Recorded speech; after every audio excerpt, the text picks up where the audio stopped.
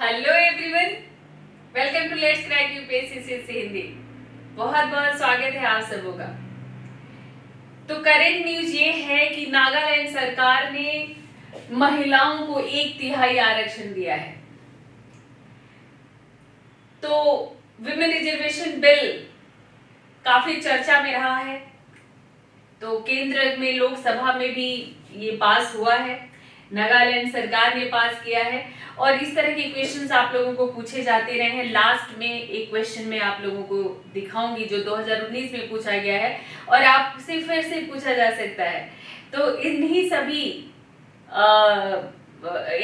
वो जो स्कोप है उसको देखते हुए हम लोग बात करेंगे कि नागालैंड सरकार ने महिलाओं को कितना आरक्षण दिया है, कैसे कैसे ये ख्याल आया, ये कैसे कैसे ये प्रक्रिया प्रोसीड हुई है। और फिर बात करेंगे कि किन किन राज्यों ने अपने यहाँ पर महिलाओं को अलग से आरक्षण दिया है। फिर बात करेंगे कि 73वां 74वां संविधान संशोधन में महिलाओं को आरक्षण किस तरह से दिया गया स्थानीय निकायों में। फिर बात करेंगे कि किस तरह से 2023 में केंद्र ने दिया है, लोकसभा में पास हुआ है। आरक्षण जो ये दिए जा रहे महिलाओं को, क्या इससे सभी एग्री हैं, क्या सभी इससे सहमत हैं? तो पक्ष में क्या तर्क है, विपक्ष में क्या तर्क है और क्या किया जाना चाहिए, इन सब पर आज हम लोग बात करेंगे। ठीक है, बात करने से पहले मैं आपको ये बताना चाहती हूँ कि अपना जो समय है उसका सही से सदुपयोग करो, भीड़ के पीछे मत भागो। और किसी भी सब्जेक्ट को जब प्रिपेयर करते हो तो कहाँ आपको समझ में आता है, कैसे आपको समझ में आता है, किनको फॉलो करना है, किनको नहीं फॉलो करना है। ऐसे करते हुए जो है अपना जैसे अपने समय को सही सिस्टमैटिक तरीके से यूज करो। ठीक, अपनी आदत को जो है आप ऐसे डेवलप करो कि जहां पर भी आप समय दें वो आपके लिए फ्रूटफुल हो, आपके लिए जो है वो लाभप्रद हो। तो आप अपना भविष्य नहीं बदल सकते, लेकिन अपनी आदतें बदल सकते हैं। और अगर आपकी आदतें बदल गई तो निश्चित रूप से आपकी आदतें आपका फ्यूचर बदल सकती हैं, आपका भविष्य बदल सकती हैं। तो कभी ये मत सोचना कि आप नहीं कर सकते, आप कर सकते हो। सिर्फ और सिर्फ अपने को थोड़ा सा मैनेज करने की जरूरत है। ठीक, तो ये अपना मैनेजमेंट बहुत ही इंपॉर्टेंट होता है। तो देखिए, ये मेरे बारे में आप लोगों में से बहुत सारे लोग जो हैं वो जानते हैं मेरे बारे में, कुछ लोग अभी नए हो सकते हैं। मैं आपको बताना चाहती हूँ, दिवाली का समय है और अनअकैडमी ने जो आपके लिए अनअकैडमी ऑफर लेकर आई है वो ऑफर आपके लिए कंटिन्यू है। पूरा फेस्टिवल ये कंटिन्यू रहेगा, नवंबर 14 तक ये कंटिन्यू है। 50% ऑफ, अप टू 50% ऑफ। इसके साथ 6 मंथ का एक्सटेंशन ऑफर है जिसमें आपको टॉप एजुकेटर्स की लाइव क्लासेस, प्रीलिम्स और मेंस का test series, comprehensive study material, ये सब कुछ मिलेगा आपको। 1-to-1 मेंटरशिप भी आपको मिलेगा। तो अनअकैडमी यूपीएससी प्रॉमिस है वो ये है कि आपको अभ्यर्थी से अधिकारी बनाना है। ठीक, प्रीलिम्स में जो है ऑनलाइन क्वेश्चन आपको फुली पेड मतलब आपको मिलेगा। इसके अलावा मेंस में फ्री इंटरव्यू गाइडेंस प्रोग्राम मिलेगा। ठीक, और आप इंटरव्यू में क्वालिफाई कर जाते हैं या इंटरव्यू तक पहुंच जाते हैं तो आपको जो है 100% आपका फी रिफंड होगा। तो आपका जो है ये एक बहुत ही अच्छा प्रोग्राम। ये हमारा जो है ऑप्शनल बैचेज हैं जो कि PSIR, anthro, maths, history, agriculture की लॉन्च हो चुकी हैं। और ये लॉन्च मतलब ये सभी क्लासेज जो है अब आपके बैचेज शुरू होने वाली हैं। इसके साथ आप अपना कोई ना कोई ऑप्शनल प्लान कर सकते हैं। एक साथ फी पे करने की जरूरत नहीं है, आप इंस्टॉलमेंट में पे करिए, इंस्टॉलमेंट बनवा लीजिए। तो लगभग सिर्फ 4,000, सिर्फ महीने का अगर 4,000 आप पे करते हैं तो आपको मिल जाएगा पूरा कोर्स। महीने महीने इसको पे करते रहिए। रिंकू लाइव मेरा कोड है। तो बात करते हैं रिजर्वेशन की, जिसके लिए हम लोग आज इकट्ठे हुए हैं, जिसके लिए आप अपना समय आपने कीमती निकाला है जिस कॉन्सेप्ट को क्लियर करने के लिए, है ना। तो नागालैंड नगर पालिका विधेयक है 2023 का। तो शहरी स्थानीय निकायों में महिलाओं के लिए 1/3 सीटें आरक्षित करने वाला विधेयक पारित हुआ है। आप कहेंगे कि ये तो पूरे देश में लागू है। तो जैसा कि आप लोग जानते हैं कि जो अनुसूचित जाति जनजाति वाले जो क्षेत्र हैं वहां पर थोड़ा सा दूसरा कानून दूसरे तरीके से लागू होता है, तो इसीलिए नागालैंड जो है इसको अलग से इसने अपने विधानमंडल में ये पारित किया है। ठीक, तो नागालैंड ये पारित करने वाला पहला राज्य नहीं है। ये तो कैमरा जी 1-2 सेकंड के लिए ब्लर हुए हैं, बस अभी ठीक हो जाएंगे। धीरज रखिएगा, धीरज रखिएगा, पेशेंस रखिएगा, ठीक है।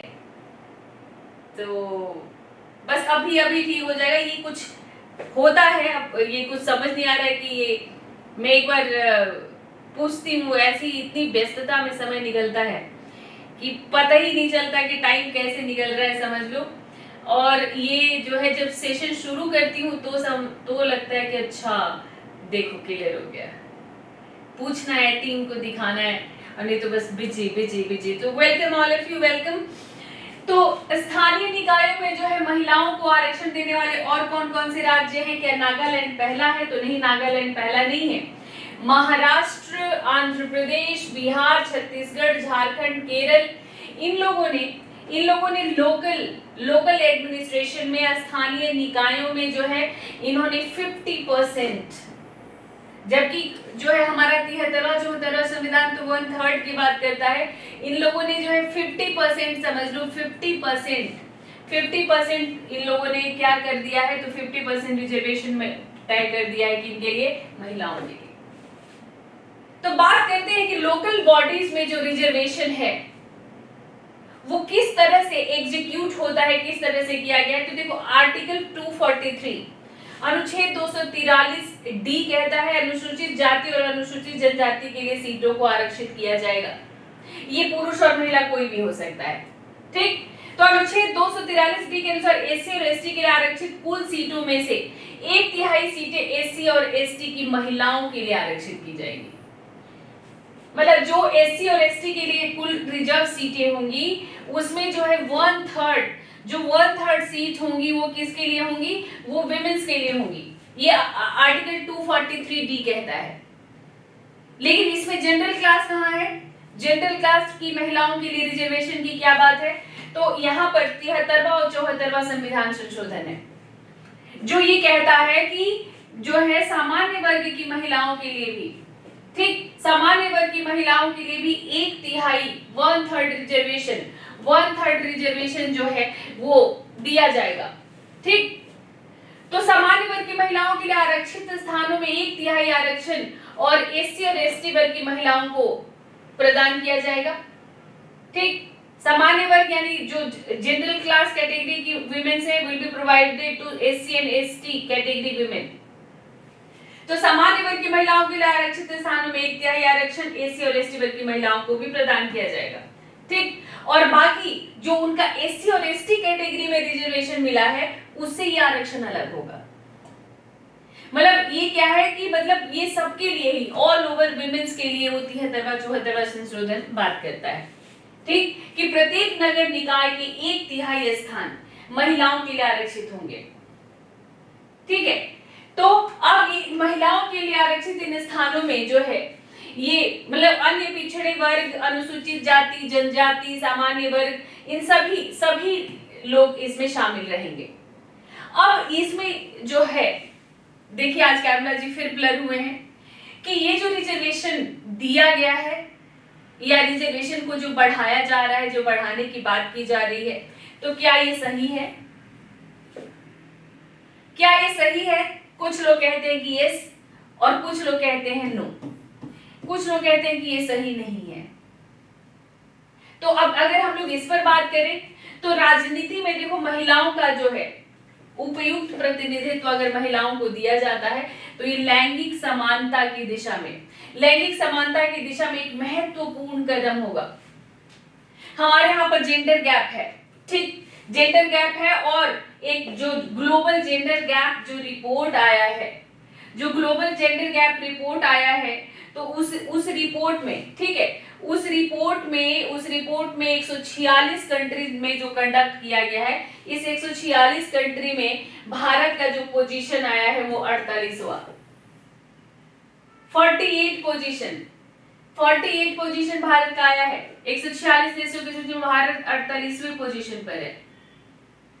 ठीक, तो मतलब मात्र 48वें पोजीशन पर है। तो ये इसका मतलब कि हमारे यहाँ पर अच्छा गैप है, जेंडर गैप है। और 2003 में एक अध्ययन किया गया आरक्षण नीति के तहत निर्वाचित महिलाओं पर कि जो आरक्षण के तहत जो महिलाएं निर्वाचित हुई हैं, क्या ये काम कर पा रही हैं, क्या ये काम कर पा रही हैं या नहीं कर पा रही हैं।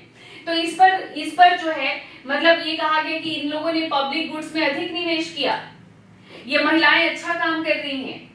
कार्मिक लोक शिकायत और विधि न्याय संबंधी एक समिति बनी है, स्टैंडिंग कमेटी बनी है on personnel public grievances law and justice. तो इसने कहा कि जो महिलाओं के लिए जो रिजर्वेशन की गई है, जो कि महिलाएं चुनकर आ रही हैं, उन्होंने बहुत ही अच्छा सार्थक योगदान दिया। उनको सार्थक योगदान देने में समाज में उन्होंने इसे सक्षम बनाया है। ठीक, वो तो मतलब कि अगर महिलाओं को रिजर्वेशन दिया जाता है, उनको आगे लाने के लिए उनको प्रमोट किया जाता है, तो वो अच्छा करेंगी, वो अच्छा करेंगी। यदि किसी समूह को राजनीतिक व्यवस्था में आनुपातिक रूप से प्रतिनिधित्व नहीं मिलता, तो उसको जो है मतलब उसका क्या हो जाता है, उसका सेल्फ कॉन्फिडेंस डाउन हो जाता है, उसका सेल्फ कॉन्फिडेंस डाउन हो जाता है। पॉलिसी मेकिंग उसकी क्या होती है, नीति निर्माण जो क्षमता होती है वो सीमित हो जाती है। आप ही मान लो कि आप जो है आप एक क्लास में मान लो कि आप स्कूल में पढ़ते थे, आपके स्कूल में 45 या 50 स्टूडेंट होते होंगे या 60 स्टूडेंट होते होंगे। खैर हमारी बात तो छोड़ो, हम सरकारी स्कूल वाले हैं, तो एक क्लास में जो है 200 बच्चे भी होते थे भाई, ऐसा उसमें सेक्शन वेक्शन नहीं बांटा जाता था। तो बस लड़कियों को अलग बैठा दिया जाता था, लड़कों को एक तरफ बैठाया जाता था, लड़कियों के लिए थोड़ा अलग। एक बार तो मतलब इतनी ज्यादा संख्या हो गई थी कि लड़कियों के लिए अलग क्लासरूम कर दिया गया था। तो हम ऐसे स्कूल से पढ़े। तो अब स्कूल में मान लो जो मॉनिटर बनाया जाता था, या अलग अलग स्पोर्ट्स में, अलग अलग कैटेगरी में जो आगे प्रतिनिधित्व दिया जाता था, प्रतिनिधित्व इन द सेंस कि वहां पर आपको प्रेजेंट करने के लिए एक मौका, अपॉर्चुनिटी दिया जाता था, अगर आपको नहीं मिलता था तो कैसा, कितना बुरा फील होता था, वो टीचर कितना बुरा लगने लग जाता था, आपको लगता था टीचर पार्शियलिटी कर रहा है। धीरे धीरे फिर आपके अंदर कॉम्प्लेक्स आने लग जाता था, धीरे धीरे एक हीन भावना का शिकार हम हो जाते थे। तो किसी भी व्यवस्था में अगर किसी को प्रतिनिधित्व प्राप्त नहीं होता है तो उसकी जो है क्षमता प्रभावित होती है। तो ये भी एक लॉजिक है, ठीक। और अलग अलग सर्वेक्षणों से पता चलता है कि जो महिला प्रतिनिधि हैं, जो विमेन्स रिप्रेजेंटेटिव हैं, उन्होंने समाज के विकास और कल्याण की दिशा में बहुत अच्छे कार्य किए हैं और इससे बड़े स्तर पर जाकर कार्य करने की इच्छा रखते हैं, लेकिन उनके लिए आगे की राह मुश्किल है।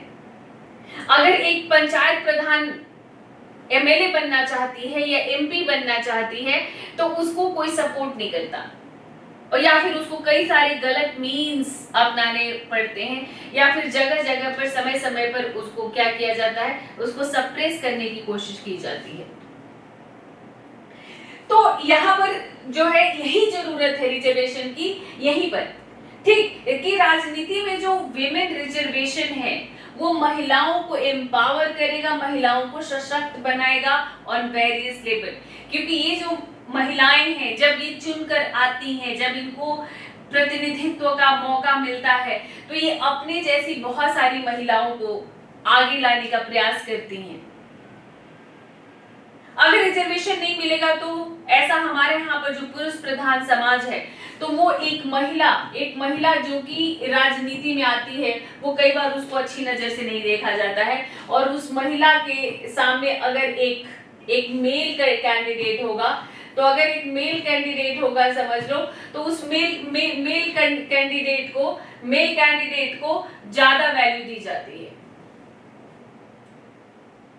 क्योंकि ये एक आम धारणा है हमारे यहाँ पर कि महिलाओं को कहाँ रहना चाहिए, तो महिलाओं को घर के भीतर रहना चाहिए, परिवार संभालना चाहिए, एक ये आम धारणा है।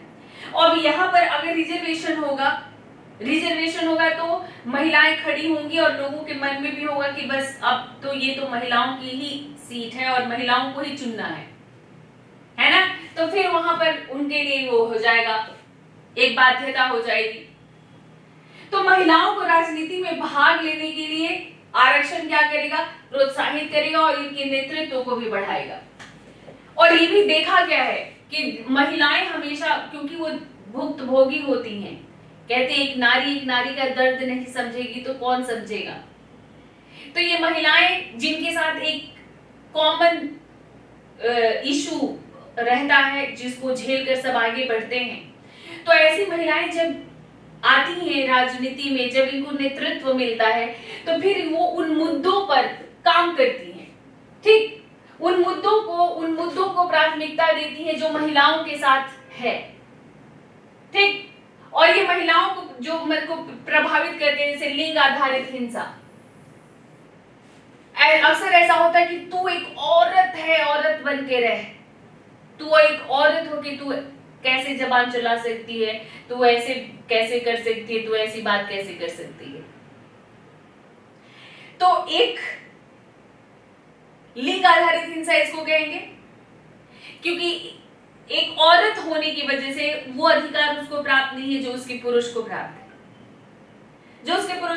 है, तो लिंग आधारित हिंसा, महिलाओं का स्वास्थ्य, शिक्षा, उनका इकोनॉमिक एम्पावरमेंट, ये सब उनकी प्राथमिकता होती है। किनकी? वो जो विमेन नेत्रियां होती हैं, कई रोल मॉडल हैं, जैसे देखिए राजनीति में सक्रिय महिला नेत्रियां बालिकाओं के लिए रोल मॉडल के रूप में कार्य कर सकती हैं। जब हमारे यहाँ जो सुषमा स्वराज से मैं बहुत अपने विद्यार्थी जीवन में प्रभावित रही, आज के समय में निर्मला सीतारमण, स्मृति ईरानी से बहुत लोग प्रभावित होंगे। तो अगर इस तरह से बहुत सारी महिलाएं बाहर आएंगी तो बहुत सारे ऐसे ही गर्ल्स को मोटिवेशन मिलता रहेगा। और इन महिला नेत्रियों ने काम किया है वुमेन्स के लिए। स्मृति ईरानी बेटी बचाओ बेटी पढ़ाओ के लिए बहुत काम किया है उन्होंने, ठीक। और राजनीति में जो रूढ़िवादिता है कि आप देखो कि संसद में 543 जो सीट है, उस 543 सीट में मुश्किल से अराउंड 50 के आसपास महिलाएं पहुंचती हैं, कभी प्लस कभी माइनस। तो फिर ये जो है मतलब बाकी सारे पुरुष ही पहुंचते हैं, तो क्या कहा जाएगा? ये रूढ़िवादिता नहीं है, हमारे यहाँ पर राजनीतिक रूढ़िवादिता है ये। तो रिजर्वेशन राजनीतिक रूढ़िवादिता को तोड़ेगा। धीरे धीरे महिलाएं पहुंचेंगी, फिर ये उस समय इनको रिजर्वेशन की जरूरत है अभी पहुंचने के लिए, बाद में फिर जब इनका धीरे धीरे एक माहौल बनेगा तो इनको शायद रिजर्वेशन की भी जरूरत नहीं पड़ेगी। लेकिन कुछ लोग इसके पक्ष में नहीं है, कुछ लोग इसके विपक्ष में हैं। भारत पुरुषतात्मक देश, भारत में अभी कुछ लोग इसके पक्ष में नहीं हैं। तो उनका तर्क क्या है भाई? तो वो कहते हैं कि महिलाएं जाति समूह की तरह, क्योंकि हमारे यहाँ पर जाति आधारित रिजर्वेशन दिया जाता है, तो महिलाएं जाति समूह की तरह किसी सजातीय समुदाय नहीं है, ठीक, ये कोई अलग जाति नहीं है। तो जाति आधारित आरक्षण के लिए जो तर्क दिए जाते हैं वो महिलाओं के लिए नहीं दिए जा सकते। तो ये तो तय है यहाँ पर कि जातियां भी दबाई गई हैं और महिलाएं भी दबाई गई हैं, पर ये कहते हैं कि नहीं भाई, जो हम खा रहे वो खिला रहे, जो पहन रहे वो पहना रहे, कहाँ महिलाएं कमजोर हैं, ऐसे लोगों का कहना है,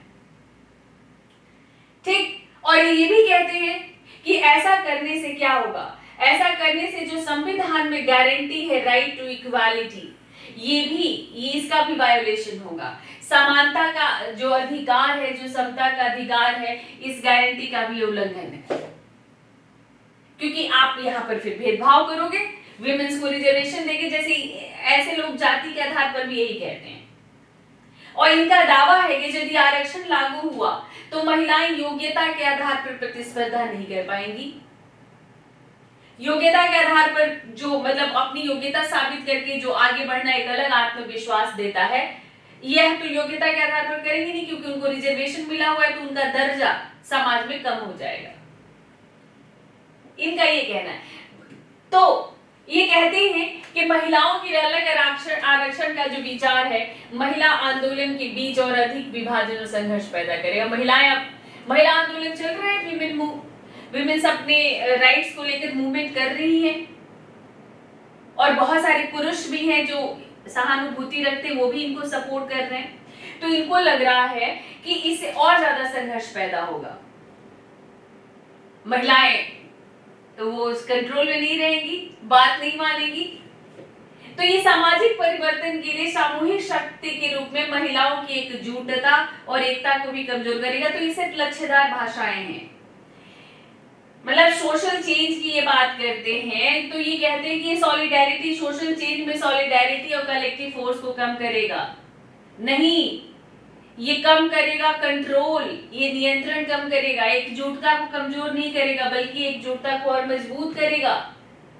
मजबूत कैसे करेगा? कि वो महिलाएं सक्षम होंगी, वो सक्षम होंगी, और सक्षम होंगी तो वो अपने लिए, अपने बच्चों के लिए, अपने परिवार के लिए वो अच्छा सोच पाएंगी। ठीक, तो ये कहते हैं कि महिलाओं के लिए अलग आरक्षण से जो बाकी समस्याएं हैं, गरीबी या शिक्षा, हिंसा, पितृसत्ता, पेट्रियार्की, कास्टिज्म, करप्शन, ये इन सब का समाधान थोड़ी हो जाएगा महिलाओं को आरक्षण देने से। इन पर काम करना पड़ेगा, स्पेशली इस पर काम करना पड़ेगा, इनका कहना है। जो विपक्ष में है, जो नहीं चाहते कि उनके घर की, खुद उनके घर की औरत उनके बराबर आ जाए, जो हेठी समझते हैं कि एक महिला के सामने हमको जो है सिर झुकाना पड़े या उसको सलाम ठोकना पड़े, जो ये हेठी समझते हैं एक महिला को अपने बराबर बैठाने में, तो उनको लगता है, उनको ये लगता है कि नहीं, ये जो है सही नहीं है। अब इसमें जो है अगर हम दोनों के बीच की राह देखें, ठीक, अगर हम लोग बीच की राह देखते हैं तो बीच की राह भी हो सकती है, बीच की राह, और बीच की राह या हम कह सकते हैं कि ये सुझाव एक ये हो सकता है कि भाई महिलाओं को आप ऊपर लेकर आइए, महिलाओं को ऊपर लेकर आइए, क्योंकि भारतीय राजनीति में हमेशा से महिलाओं का प्रतिनिधित्व जो है चर्चा का विषय रहा है। कुछ प्रगति हुई है, लेकिन अभी भी एक लंबा रास्ता तय करना है, अभी भी बहुत कम है परसेंटेज, बहुत कम। मैंने कहा ही आपको कि कुल 100 महिलाएं भी नहीं पहुंचती हैं 543 में लोकसभा में, और राज्यसभा में 245 में जो है, राज्यसभा में 45 भी नहीं होती कई बार। तो ये इसको जो है अभी तो खैर सिर्फ लोकसभा के लिए बात हुई है, और ये स्थानीय निकायों में रिजर्वेशन करके ये पता चल गया है, ये साबित हो गया है कि महिलाएं प्रतिनिधित्व कर सकती हैं। ये अलग बात है कि कुछ कुछ उदाहरण है प्रधानपतियों की, कुछ कुछ उदाहरण है कि अपनी, जैसे खुद हार जाते हैं तो अपनी पत्नी को खड़ा करते हैं और फिर पत्नी की जगह पर खुद ही प्रधान बने रहते हैं। अभी पंचायत, अभी आप लोगों ने देखा होगा एक पंचायत सीरीज आई है उसमें, लेकिन आपने ये भी देखा कि जगह जब पड़ता है, जब जरूरत पड़ता है तो वो बोलती हैं, अपना पक्ष रखती हैं। लेकिन ऐसी बहुत सारी महिलाएं हैं जो बहुत ही अच्छा कर रही हैं। ठीक, तो महिलाओं को निर्णय लेने, निर्णय की क्षमता बढ़ाने की, डिसीजन मेकिंग पावर बढ़ाने के लिए, उनको अपॉर्चुनिटी देने के लिए, पब्लिक लाइफ में, पॉलिटिक्स में पार्टिसिपेशन देने के लिए, ठीक है, आरक्षण की नीति लागू की जा सकती है। ठीक, क्योंकि जो है महिलाओं में उनके अधिकारों को लेकर, राजनीति में उनकी भागीदारी को लेकर एक जागरूकता भी फैलेगा, एक जागरूकता फैलेगा, महिलाएं घर से बाहर निकलेंगी। ठीक, और इस तरह के अभियान, इस तरह के शैक्षिक कार्यक्रम, इस तरह के अभियान महिलाओं को राजनीतिक भागीदारी बढ़ाने में मदद करेंगे और महिलाएं अच्छा करेंगी। और जरूरी है क्योंकि वो आधी आबादी है, महिलाएं आधी आबादी हैं, और ये आधी आबादी को बिल्कुल दबा कर रखा गया। ये आबादी दिखती नहीं है, ये आबादी दिखती नहीं है। तो लिंग आधारित हिंसा, उत्पीड़न, ये सब राजनीति में बहुत बड़ा बाधक है महिलाओं के लिए, क्योंकि जो है अक्सर इनको इस्तेमाल किया जाता है, इनका फिजिकली, मेंटली एक्सप्लॉइट किया जाता है। इसलिए शरीक परिवार का, यानी कोई भी एक शरीक परिवार अपनी महिलाओं को नहीं परमिशन देता है आगे आने के लिए। रिजर्वेशन रहेगा तो सीट जल्दी मिलेगी। ठीक, तो इस तरह जो है एक सुरक्षित वातावरण तैयार हो सकता है, एक सुरक्षित वातावरण तैयार होगा जिसमें लोग अपनी लड़की, अपनी बेटियों को, अपनी पत्नियों को लोग जो है फिर प्रमोट करेंगे राजनीति में आने के लिए, उनको जो है अपना सपोर्ट करेंगे। ठीक, तो एक आनुपातिक प्रतिनिधित्व तो होना ही चाहिए ना। जो आधी आबादी है उनको आधा सीट तो मिलना ही चाहिए। क्यों? क्या आप इससे सहमत नहीं है कि जो आधी आबादी है उनको आधा तो मिलना चाहिए? तो ये मिलना ही चाहिए। महिलाओं को जो है इस तरह से जो है अच्छा प्रतिनिधित्व ये देगा। तो भारतीय राजनीति में महिलाओं की संख्या बढ़ाने के उपाय अभी फिलहाल बहुत सीमित हैं और दीर्घकालिक अगर हम कोई रणनीति तैयार करते हैं इस चुनौती से निपटने के लिए, एक बहुआयामी रणनीति की आवश्यकता है और हम जब बनाएंगे तो उसमें आरक्षण एक प्रमुख माध्यम हो सकता है। तो देखिए, ये क्वेश्चन आप लोगों का 2019 में पूछा गया है कि स्थानीय स्वशासन की संस्थाओं में, ठीक, स्थानीय स्वशासन की संस्थाओं में महिलाओं की सीटों के आरक्षण भारत के राजनीतिक प्रक्रम की पितृतंत्रात्मक अभिलक्षण पर एक सीमित प्रभाव पड़ा है। टिप्पणी कीजिए। The reservation of seats for women in the institution of local self government has had a limited impact on the patriarchal character of Indian political process. Comment.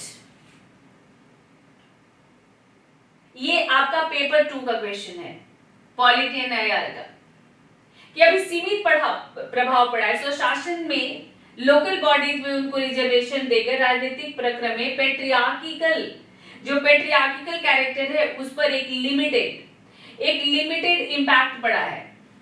तो लिमिटेड इम्पैक्ट पड़ा है, लेकिन अभी हमको कैसे इम्पैक्ट की जरूरत है? तो ह्यूज इम्पैक्ट, प्रभावी एक प्रभाव की जरूरत है। और ये जो राज्य अलग अलग अपने राज्यों में दे रहे हैं, इसके साथ जरूरत है कि देशव्यापी माहौल बने इस तरह का ही। तो thanks for watching this session. इससे आपका एक क्वेश्चन तैयार हो गया। आरक्षण पास हुआ है, लागू 2026 के बाद होगा। तो एक आपका इससे क्वेश्चन तैयार हो गया कि भाई कितना सही है, कितना जरूरी है ये आरक्षण, क्योंकि आएगा क्वेश्चन, इस बार पास हुआ है तो इस बार क्वेश्चन आएगा, चाहे पेपर 1 में इंडियन सोसाइटी में आए या पेपर 2 में आए। तो जुड़े रहिए मेरे साथ, हर क्लास को देखिए, हर क्लास में आपको कुछ न कुछ क्वालिटेटिव प्रोग्रेस फील होगा आपको, और आपको क्वालिटी एजुकेशन और कंटेंट मिलेगा। तो मिलते हैं फिर नेक्स्ट सेशन में। थैंक यू, टेक केयर, मन लगाकर पढ़ते रहिए। Bye bye.